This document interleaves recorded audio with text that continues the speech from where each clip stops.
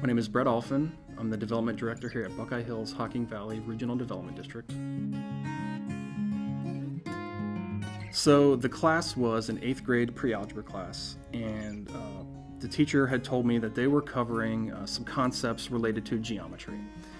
So geometry is a key concept in GIS, which stands for Geographic Information Systems, which was kind of my background here at Buckeye Hills.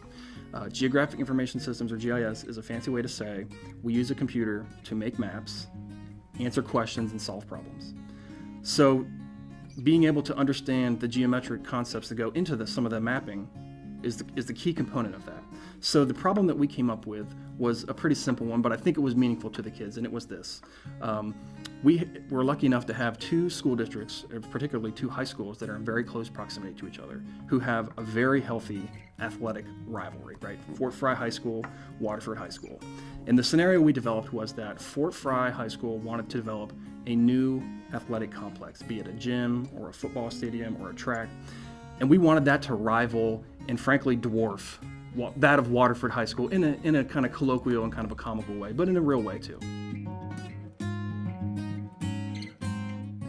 And so I showed them the Waterford High School gym, and we took the time to do some measurements, measuring the length, the width of the gym facility, of the parking lots, measuring the area, calculating the number of parking spaces in the parking lots, and saying, this is our model of which we want to make something bigger than that. And we're going to use these geometric concepts that you're covering right now in pre-algebra to help us make something bigger than what we see here.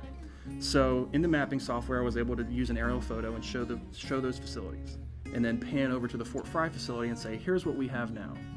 And if we know that the Waterford facility is a certain length and a certain width, which creates a certain area, we know we want to be, say, double that size. So we ran through the mathematic operations to calculate, how much longer would it have to be? How much wider would it have to be? How much more area would that yield? If we want to have double the parking, how much longer and wider would that facility have to be? How many parking spots do you think would be in there?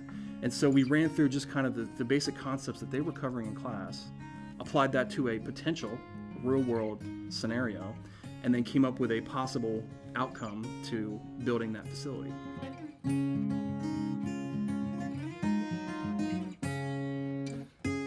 Okay, now that we've established we're going to build this facility, or we'd like to build this facility, here's the size, and here's the implication to the land that we want to put it on. And as it was, that potential facility was moving over into the elementary school area, and it was on the basketball court, and it was on part of the field in the back. And so I was asking the questions that we ask when we work with communities, like, do we really want to put this here? Are we being cognizant of the needs of our neighbors and of our partners and of other people in the community? Is this really the best decision to make? Do we want to move it up here? Would we like to move it over here? Are there better configurations for this? And so we ran through that kind of real world human aspect of what the implications would be if we do all this math, create this facility, what happens in the real world? So some real world problems that would arise from this type of scenario could be, for example, and in this specific example, this would be true. One of the main areas that we have to avoid development in is floodplain areas. And behind the Fort Fry High School, we were in very close proximity to the delineated 100-year floodplain. And so we generally don't want to do any development activity in floodplain areas because there are insurance issues, there are permitting issues, and frankly, it holds up the planning and funding process. So we typically try not to do anything in those areas. Much along the same lines, there are certain soil types that are consistent with things like wetland areas, with areas that are called prime farmlands.